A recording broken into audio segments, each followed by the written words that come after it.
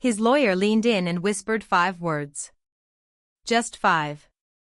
And Vincent's face, that smug, self-satisfied face I'd stared at across the breakfast table for 15 years, went completely white. His hands started trembling. The papers he'd been so eager to sign were shaking like leaves in a storm. And me, for the first time in 3 years, I smiled. But I'm getting ahead of myself. Let me start from the beginning because you need to understand how we got here. How a woman everyone thought had lost her mind actually played the longest, most patient game of her life. My name is Alexis Dunst. I'm 34 years old and until 3 months ago, I was married to Vincent Mercer. 15 years of marriage. That's longer than most Hollywood relationships, longer than some small countries have existed, and definitely longer than my patience should have lasted. But I'm a stubborn woman. I get it from my grandmother. I met Vincent when I was 17. I'd graduated high school early. Not because I was some genius, but because I was practical and motivated and really wanted to get out of my parents' house. I got a job at Henderson and Price law firm as a file clerk. Minimum wage, maximum paper cuts, but it was mine. By 18, I'd worked my way up to legal assistant. I was good with details, good with numbers, good with keeping my mouth shut and my eyes open. Vincent was 24 when we met at a client event, charming, ambitious, full of dreams about building a real estate empire. He talked about the future like it was already his, like success was just waiting for him to show up and claim it. He said he was going to build something incredible. I said I'd help him file the paperwork. Romance, right? We got married when I was 19. Tyler came along when I was 20. I kept working at the law firm part-time while raising our son, building up my 401k, saving every spare dollar. My grandmother always said a woman should have her own money. Not secret money, she'd clarify, just her own. Something nobody could take. At 23, Vincent's business finally took off. He asked me to quit the law firm and help him full-time.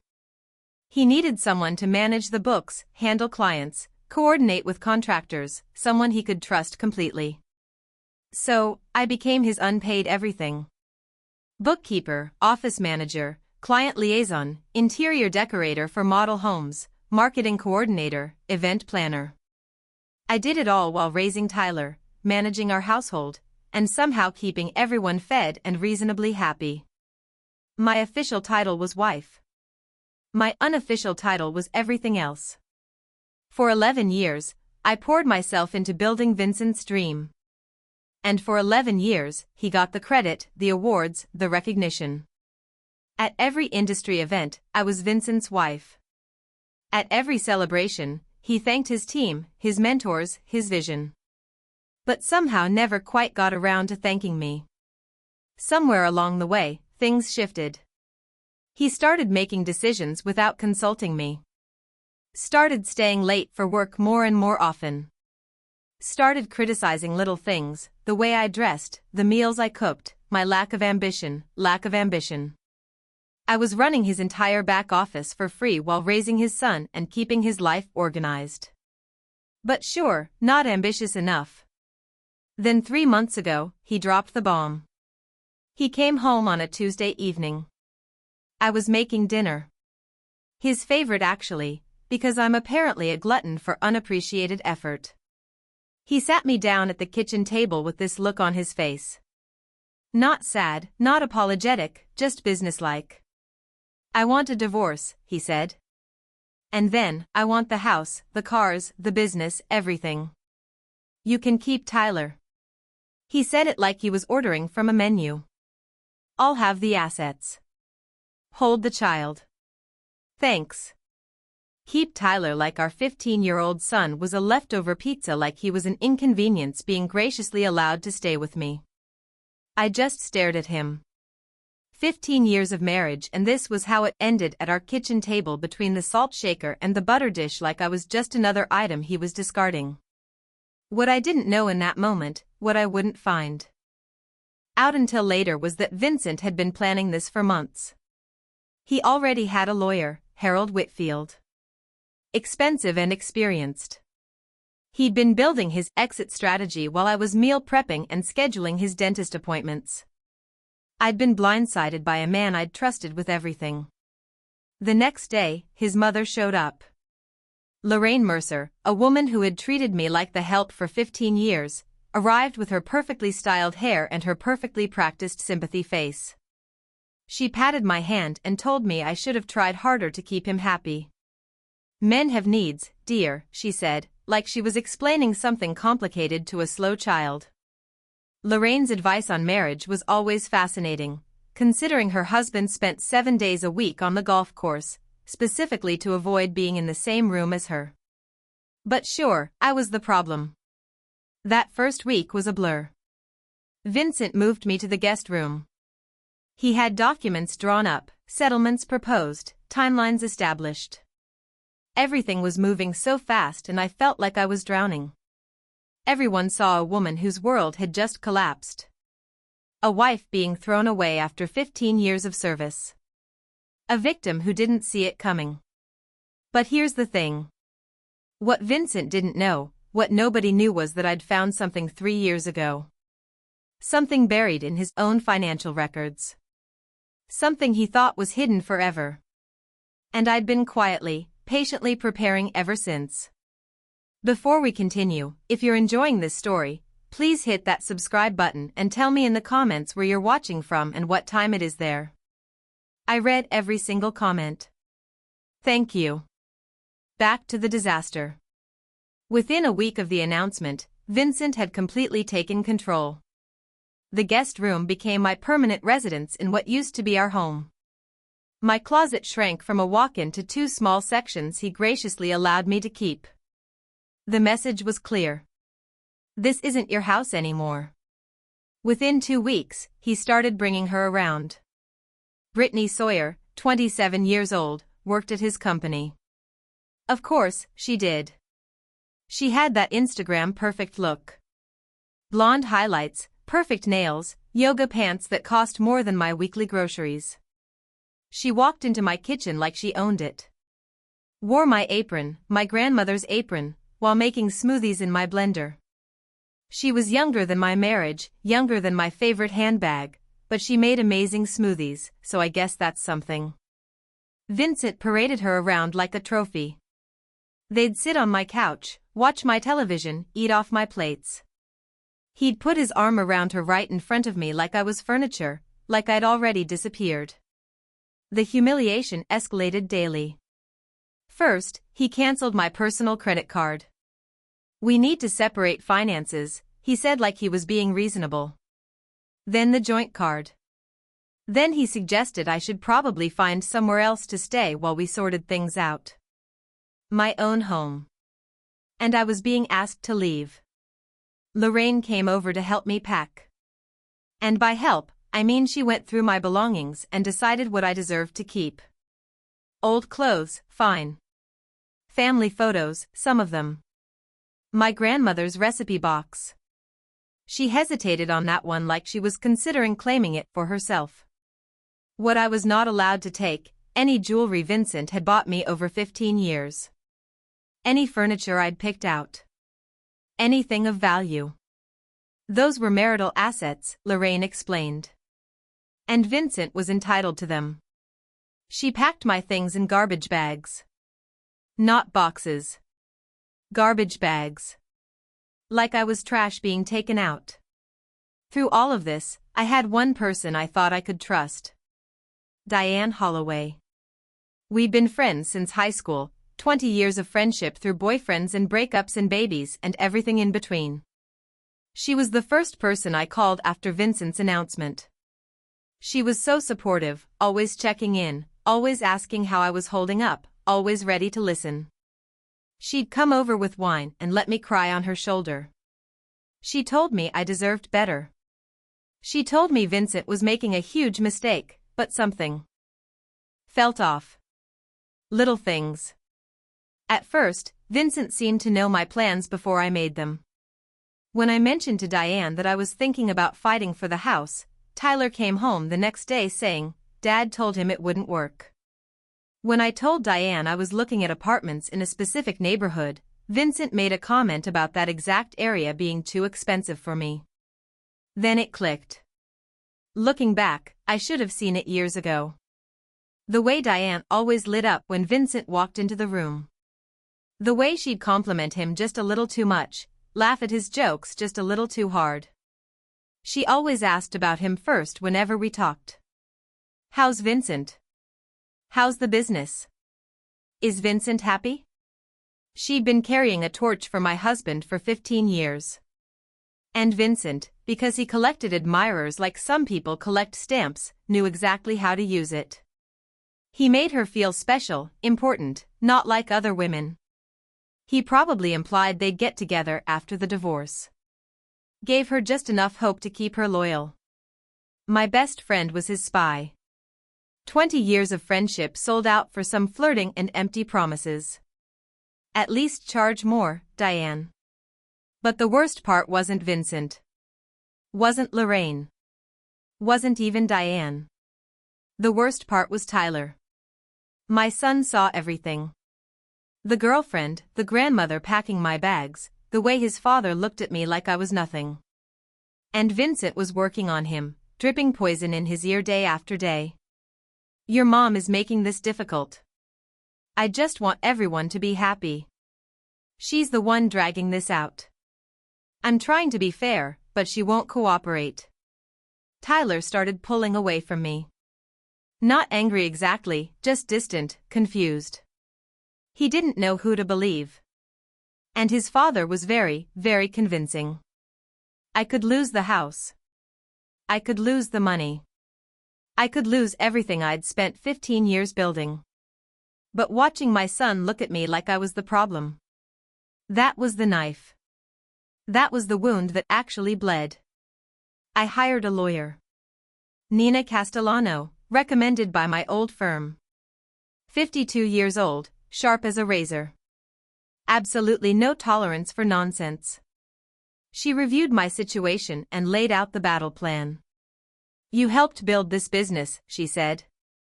You're entitled to half of everything. The house, the company, the accounts. We fight. I looked at her for a long moment. What if I don't want to fight? Nina stared at me like I'd started speaking another language, like I'd suggested we send Vincent a thank you card and a fruit basket. She thought I was broken, depressed, too beaten down to stand up for myself. She had no idea. I moved into a small apartment with Tyler. 2 bedrooms, 1 bathroom, a kitchen the size of my old pantry. Half our boxes didn't even fit. They sat stacked in the corner of Tyler's room like a monument to how far we'd fallen. Meanwhile, Vincent posted photos with Brittany. New chapter, new energy. Blessed, he wrote. Lorraine commented underneath, so happy for you, sweetheart. You deserve joy. My sister called, furious. You need a shark lawyer. Take him for everything he's worth. Everyone had advice. Everyone thought they knew what I should do.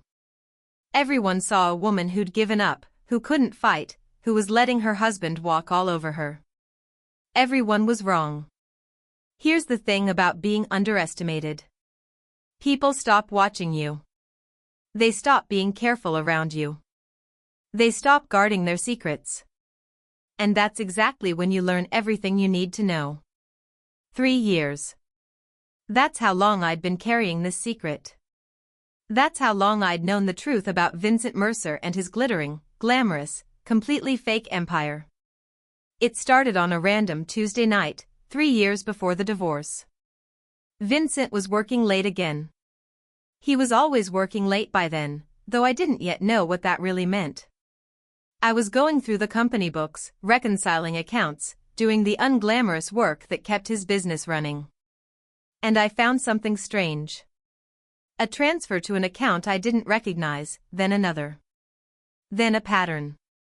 Money flowing out of our accounts into places I'd never seen before. I dug deeper. I stayed up until 3 o'clock in the morning, following the trail. What I found made my blood run cold. Vincent had been taking loans against everything we owned. The house, our beautiful house that everyone admired, had 3 mortgages on it. The original loan of $400,000. A second mortgage of $350,000 taken out 4 years ago.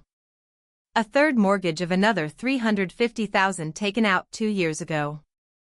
Total owed $1.1 million. Actual value of the house $850,000. We were underwater by $250,000 on a home I thought we owned outright. The business was even worse. Lines of credit maxed out at $200,000. Back taxes owed of $85,000. Vendor debts of $120,000. Equipment loans of $75,000. The company Vincent bragged about at every party.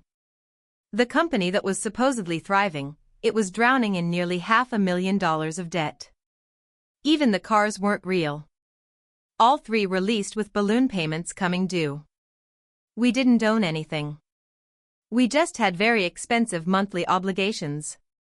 I sat in my kitchen at 3 o'clock in the morning surrounded by printouts and did the math. Total debt approximately $1.9 million. Total actual asset value, maybe $1.6 million. We were $300,000 in the hole, maybe more. But where had all the money gone? I kept digging. Over the following weeks, I traced every transaction I could find. And the picture that emerged was devastating. Cryptocurrency investments, $180,000, all lost. Gambling, $75,000, gone. An apartment I didn't know about. Rented for a woman I didn't know about. $60,000 in rent and furnishings. Lifestyle expenses that never made it home. Watches, suits, trips I was never invited on. Another $85,000. My husband wasn't building an empire. He was building a house of cards with borrowed cards that were also on fire. We looked rich the same way a mannequin looks alive. Convincing from a distance, completely hollow up close. My first instinct was to confront him, to scream, to cry, to demand answers. But I knew Vincent. I'd watched him operate for years. If I confronted him, he'd manipulate me. He'd explain it away, make me feel crazy for questioning him. He'd probably find a way to blame me for it. And worse, if he knew I knew, he might try to take control of my separate money, too. See, I'd always kept a little something of my own. My grandmother's voice in my head. A woman should have her own money. My IRA from my law firm years. I'd rolled it over when I quit, but never touched it. By then, it had grown to about $180,000. That was mine. Earned from my job, separate property under the law. And then there was Grandma herself. She'd passed away when I was 28, and she'd left me $340,000. Her will was specific. This money is for Alexis alone. I'd kept it in a separate account for 6 years, never commingling it with Vincent's finances, never using it for household expenses. My grandmother kept her own account for 50 years. Not secret money, she'd always say, just mine. Smartest woman I ever knew. I had roughly $520,000 that was completely, legally, separately mine. So, I didn't confront Vincent. Instead, I protected myself. I worked with my uncle, a retired accountant, to create an irrevocable trust for Tyler. My IRA and my inheritance went into that trust. My name wasn't on it as a beneficiary. Vincent's name certainly wasn't on it. It was for Tyler's future. College, a first home, emergencies, and it was untouchable. Then I documented everything. Every mortgage document, every hidden account, every suspicious transaction. I printed copies and kept them at my sister's house. I put copies in a safe deposit box. I saved everything on an encrypted drive. And then I waited. I knew Vincent would leave eventually. Men like him always do. They get bored or they find someone younger or they decide they deserve more. I just had to be ready when it happened. 3 years of waiting. 3 years of watching him dig the hole deeper. 3 years of smiling at dinner parties while knowing our entire life was built on quicksand. I got very good at patience and very good at pretending I didn't know my husband was financially drowning us both. When Vincent finally asked for the divorce, when he demanded the house, the cars, the business, everything, I almost laughed out loud. He wasn't asking for assets. He was demanding debt. He just didn't know it yet. Back in the present, I sat across from Nina Castellano and placed 3 binders on her desk. 3 years of evidence, every mortgage document, every loan statement, every hidden account. She read in silence for almost an hour. When she finally looked up, her expression had completely transformed. "You've known about this for 3 years." I was waiting for him to leave. I knew he would eventually. And when he demanded everything, he demanded all the debt. He just doesn't understand that yet. Nina leaned back in her chair. The pity was gone from her eyes. The concern was gone. What replaced it was something like awe. "So when you sign over the assets, I walk away clean. He gets the mortgages, the business debts, the lease obligations, all of it becomes his sole responsibility. And your inheritance, your retirement account, separate property, never commingled, legally protected, sitting safely in a trust for my son." Nina was quiet for a long moment. Then she smiled. A slow, dangerous smile. "Mrs. Dunst," she said, "I believe I owe you an apology. I thought you'd given up." I smiled back. "Everyone thinks that. That's kind of the point." Nina went from looking at me like a lost kitten to looking at me like a chess grandmaster. "I prefer grandmaster. Better outfit." The trap was already built. The numbers were verified. The documentation was airtight.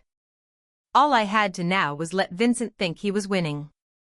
And nobody does gracious loser better than a woman who's been practicing for 15 years.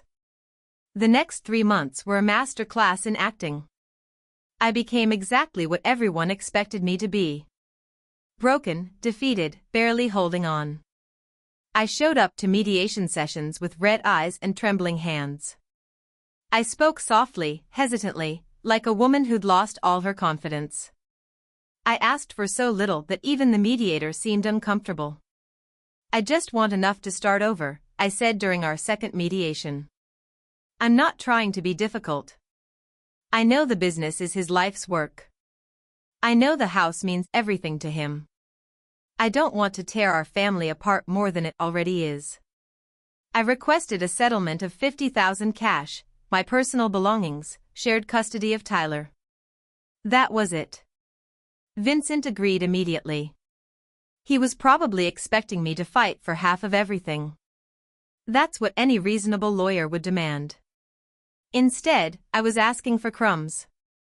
He looked at me across that mediation table with something almost like pity, like I was a wounded animal he was graciously putting out of its misery.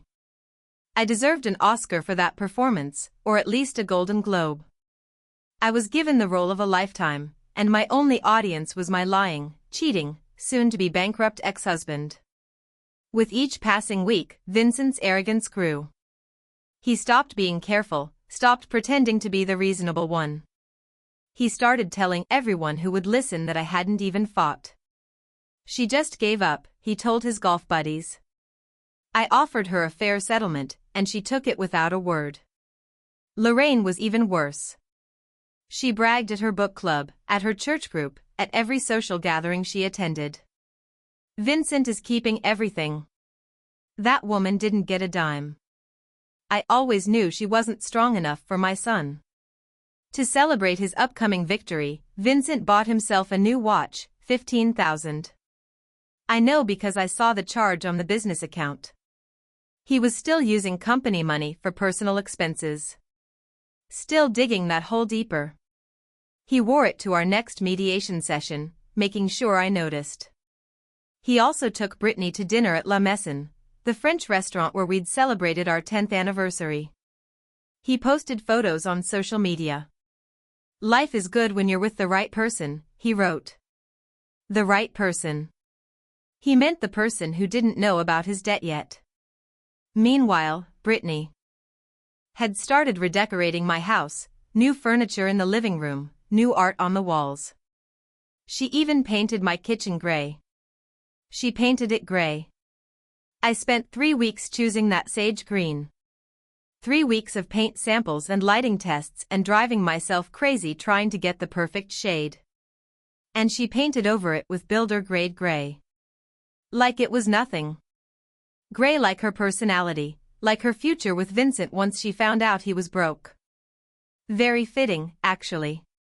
Diane kept calling, fishing for information under the guise of friendship. I played along perfectly. "How are you holding up?" she'd ask, her voice dripping with fake concern. "I just want it to be over," I'd tell her, making my voice crack slightly. "I can't fight anymore. I don't have the energy." Within hours, Vincent would know. I could practically see him relaxing, letting his guard down even further. Diane thought she was playing me. She was actually just being a messenger service. Not a very expensive one either. But while the adults were playing their games, Tyler was watching. And my son, my smart, observant, wonderful son, was starting to notice things that didn't add up. He noticed his dad's new $15,000 watch, but heard Vincent tell him they couldn't afford the school trip to Washington, D.C. He noticed Brittany's shopping bags piling up in the foyer, but heard Vincent complain about money being tight. He noticed the disconnect between the lifestyle his father was projecting and the excuses he kept making. One evening, Tyler came to my tiny apartment and sat down at my second-hand kitchen table. He looked at me with those serious eyes, so much like his father's, but with something Vincent had lost long ago. Honesty. "Mom," he said quietly. "Is Dad actually rich?" I looked at my son for a long moment. "What do you think?" He was quiet, processing. "I think something's not right. I think he's pretending." I reached across the table and squeezed his hand. "Trust me, just wait a little longer." My 15-year-old figured out something was wrong before 2 lawyers and a certified accountant did. I should bill his college fund for consulting fees. Behind the scenes, Nina was preparing our legal strategy with surgical precision. The main divorce agreement stated clearly that I was relinquishing all claims to marital property. The house, the business, the vehicles, everything would go to Vincent. In exchange, I would receive my modest cash settlement and walk away. But attached to that agreement was an addendum, a detailed liability disclosure statement.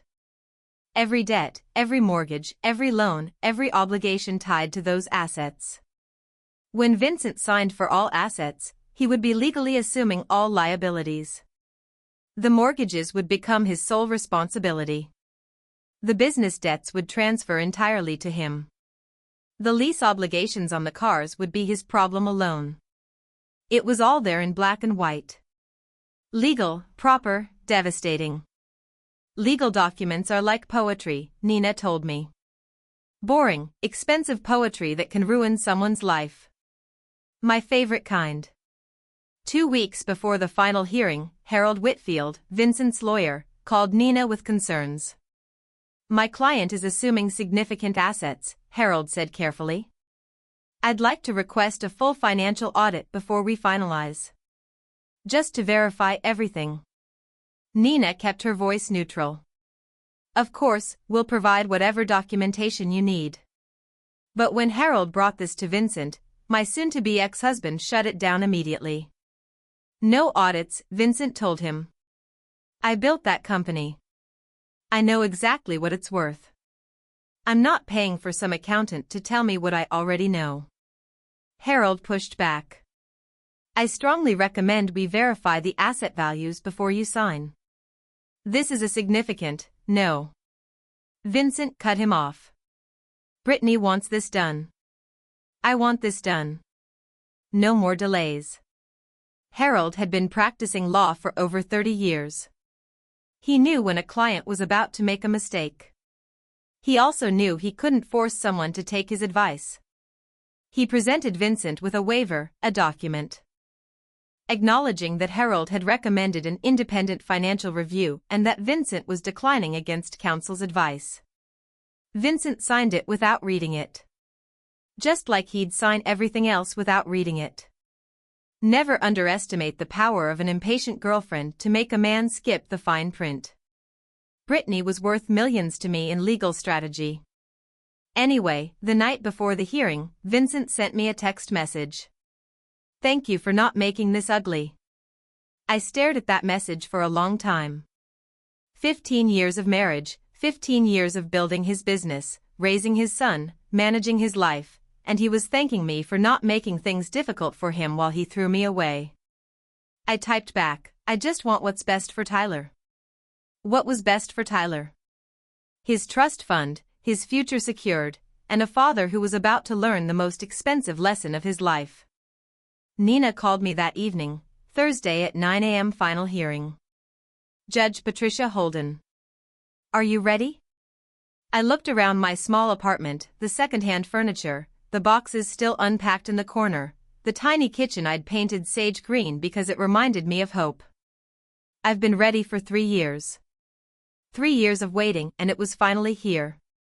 I felt like a kid on Christmas morning if Christmas morning involved divorce court and financial revenge. Thursday morning, 9 a.m. Vincent would walk into that courtroom expecting to collect his prize.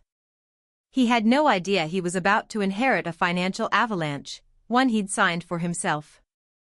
And the best part, he'd asked for it in writing with witnesses. If you've made it this far, you already know something satisfying is coming. Hit that like button if you're ready for Vincent to get what he deserves. And if you haven't subscribed yet, what are you waiting for? I've got more stories where this came from. Trust me.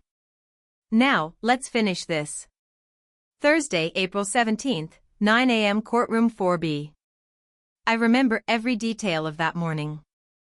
The way the sunlight came through the tall windows, the smell of old wood and floor polish, the quiet murmur of lawyers shuffling papers. This was where 15 years of marriage would officially end. And where 3 years of patience would finally pay off. Vincent arrived first. Of course, he was wearing his best suit, the charcoal Armani I'd helped him pick out for a client dinner 3 years ago. His new watch caught the light as he shook hands with Harold. He looked confident, relaxed, like a man about to close a very favorable deal. Brittany was waiting in the hallway. She wasn't allowed in the courtroom, but she wanted to be there for moral support. I caught a glimpse of her through the door. Perfect makeup, designer bag, scrolling through her phone like this was just another boring appointment. Lorraine was there, too, sitting in the gallery. She dressed up for the occasion, probably planning to take Vincent to a celebratory lunch afterward. She looked at me when I walked in and gave me this little smile, the kind you give someone you've already beaten. I arrived a few minutes after Vincent. Simple navy dress, no jewelry, hair pulled back in a low bun. I looked tired, defeated, like a woman who had nothing left to fight for. Perfect. I looked like someone who'd given up on life and fashion simultaneously. Very convincing. I should really teach acting classes. Judge Patricia Holden entered. And everyone rose. She was in her early 60s, silver hair, reading glasses perched on her nose, 30 years on the family court bench. She'd seen every trick, every manipulation, every lie that divorcing couples could throw at each other. Nothing surprised her anymore. She reviewed the case file briefly, then looked up. Mercer versus Mercer. Final dissolution hearing. I understand the parties have reached an agreement. Harold stood first. Yes, Your Honor. My client Vincent Mercer is assuming all marital assets, including the family residence, the real estate development business, and all associated vehicles. In exchange, Mrs. Dunst receives a cash settlement of $50,000. Nina rose beside me. That's correct, Your Honor. My client agrees to relinquish all claims to these assets and accepts the proposed settlement terms. Judge Holden's eyes moved to me. She studied my face for a moment, looking for signs of coercion. I imagined signs that I was being pressured into a bad deal. "Mrs. Dunst," she said, "I need to confirm that you understand what you're agreeing to today. You're giving up your claim to substantial property, the family home, the business you helped build. Are you certain this is what you want?" I kept my voice soft, slightly unsteady. "Yes, Your Honor, I understand." "And you're entering this agreement voluntarily? No one is pressuring you?" "No, Your Honor." I looked down at my hands, then back up at her. "I just want my husband to have everything he asked for. I want this to be over." The judge studied me for another long moment. I could practically see her internal debate, whether to push harder, whether to order a continuance, whether to protect me from what looked like a terrible decision. But I was represented by counsel. I was answering clearly. I was an adult woman making my own choice. "Very well," she said finally. "Let's proceed." The clerk distributed the final documents, page after page of legal language, signatures required on every third page. Vincent signed eagerly, barely glancing at what he was agreeing to. He wanted this done. He wanted to get back to his new life with his new girlfriend and his new freedom. I signed slowly, deliberately. Every stroke of my pen was careful and precise. This was the moment I'd been waiting 3 years for. I was going to savor it. Across the courtroom, I saw Vincent glance at Lorraine and smile. She nodded back approvingly. In the hallway, his phone buzzed, probably Brittany sending encouragement. He checked his phone in court during his own divorce hearing. That's the kind of man he was. Meanwhile, Harold Whitfield was doing what good lawyers do, reviewing the complete document package one final time. Main agreements signed, asset schedule signed, settlement terms signed. Then he reached the addendum. Liability disclosure statement. I watched his face as he read, watched the confusion flicker across his features, watched him flip back a page, then forward again like he was hoping he'd misread something. He hadn't. Harold's face went pale. He leaned toward Vincent, trying to be discreet. "Sir," he whispered. "We need to talk." Vincent waved him off, still basking in his victory. "Not now. We're almost done." "Sir." Harold's voice was more urgent. "You're assuming all debt." Vincent turned to look at him. "What? The liability disclosure?" Harold whispered, papers rustling as he pointed. "The mortgages, the business liens, it's all here. You're assuming personal liability for everything." For the first time, Vincent actually looked at what he'd signed. I watched his eyes scan the numbers, watched the color drain from his face. House, 1.1 million owed. Market value 850,000. Business 480,000 in combined debts. Vehicles 115,000 in lease obligations. Additional personal liabilities 200,000. Total debt approximately 1.9 million. Net value of everything he just claimed. Negative 300,000. He hadn't won the lottery. He'd won the bill for it. Vincent stood up abruptly, his chair scraping against the floor. "This isn't right." He looked at me, then at the judge, then back at the papers. "She hid this from me. This is fraud." Judge Holden's voice was sharp. "Mr. Mercer, sit down." "These numbers are fake," Vincent insisted, his voice rising. "She manipulated the documents." "This is Mr. Mercer." The judge's tone left no room for argument. "Sit down." He sat, but his hands were shaking. His confident smile was gone, replaced by something that looked a lot like panic. Judge Holden looked at the documents in front of her, then at Vincent. "Mr. Mercer, I'm looking at the liability disclosure statement attached to this agreement. These are debts associated with assets you are claiming. Assets in your name, your business, your property." She fixed him with a hard stare. Are you telling this court that you don't know your own financial situation? Silence.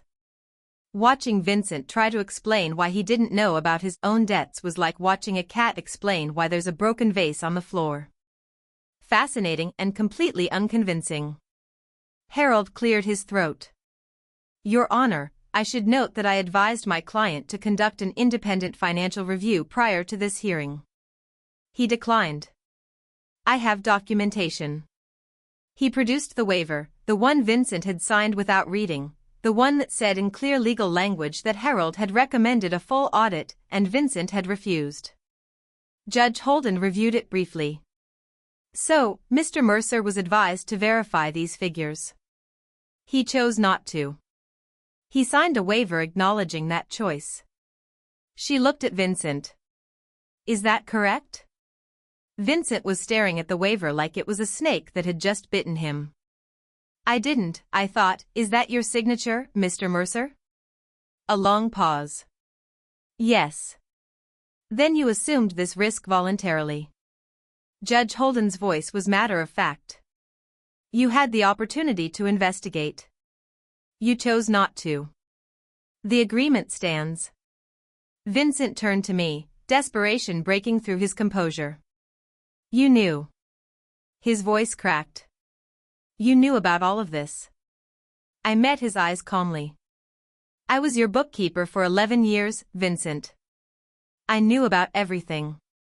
His face cycled through emotions faster than I could count. Confusion, rage, betrayal, fear, and finally the one I'd been waiting for. Realization. The understanding that he'd done this to himself. I want to withdraw the agreement, Vincent said, turning back to the judge. I didn't understand what I was signing. This isn't fair. Judge Holden shook her head. Mr. Mercer, you signed documents before this court stating you understood and agreed to all terms. You were represented by competent counsel. You declined additional review. Your wife did not hide anything. These are your debts, your mortgages, your obligations. She paused. The agreement is final. The gavel came down. Mrs. Dunst, you have your settlement. Mr. Mercer, you have the assets as agreed along with all associated liabilities. This marriage is dissolved. I stood, smoothed my dress, picked up my purse. Then I looked at Vincent one last time. He was slumped in his chair, papers scattered in front of him, his whole world collapsing around him. You said you wanted everything except Tyler, I said quietly. I gave you exactly what you asked for. I walked out of that courtroom without looking back. In the hallway, I could hear Vincent's voice rising, yelling at Harold, demanding to know how this happened, threatening lawsuits. Harold's calm responses. I told you to get an audit. I have it in writing. You refused. Through the glass doors, I saw Brittany's face change as she listened. Saw her look at Vincent. Really look at him. And see something other than the successful businessman she'd thought she was getting. She was gone before I reached the elevator. Moving fast, heels clicking on the marble floor, not looking back. Brittany's exit was faster than her entrance into my marriage. At least she was consistent. I stepped outside into the April sunshine. The sky was blue. The air was warm. Somewhere behind me, my ex-husband was screaming at his lawyer about fairness and fraud and how none of this was his fault. Ahead of me was a new life. Smaller than before, simpler, but completely entirely mine. The collapse happened faster than I expected. Within 2 weeks, Brittany had moved out of the house, packed her things in the middle of the night, left a note that said, "This isn't what I signed up for." The gray kitchen sat empty. Within a month, Vincent tried to sell the house. But when you owe more than something is worth, there are no buyers, just banks calling about missed payments and realtors suggesting short sales. Within 2 months, the business started defaulting. Vendors filed lawsuits. The line of credit was frozen. The company that Vincent had spent 15 years building.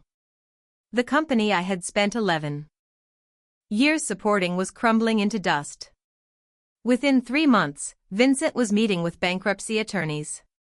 The man who'd once bragged about his empire was now calculating which assets he could protect from creditors. The answer was almost nothing.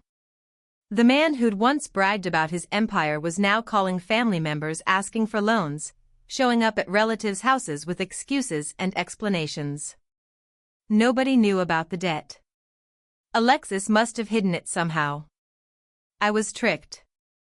But the documents told a different story. The mortgages were in his name.